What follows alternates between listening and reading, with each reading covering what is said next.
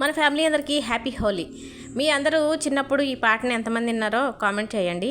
నోరూరుంచే గుమ్మగుమ్మలు Priya Priya, my మరపించే మధురిమలు Priya Priya, అవధులు లేని ప్రియా సువాసనలు, రుచి చూడాలనిపించే కోరికలు, హితుల సన్నిహితుల సంగమం, రుచుల అభిరుచుల ప్రియానుభవం. ఇప్పుడు ఈ పాట ఎందుకు గుర్తుకొచ్చిందంటే, నిన్న మా వారికి టమాటా కూర తినబుద్ధి అవుతుంది చెయ్యన్నారు. నాకైతే అచ్చం టమాటా అస్సలు నచ్చదండి, కోడిగుడ్డు టమాటా అయితే తింటాను.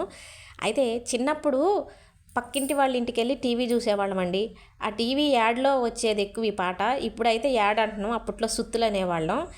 ఆ పాట చూసినప్పుడు టమాటా కూరతో ఆ పాట చూపించేవాళ్ళు. అప్పుడు అనిపించేది అబ్బా భలేగుంది టమాటా కూర తినాలని. ఎప్పుడన్నా అమ్మ చేస్తే మాత్రం అస్సలు నచ్చేది కాదు. అంటే అమ్మ చేసిందని కాదు, టమాటా కూర అంటేనే నాకు నచ్చదండి.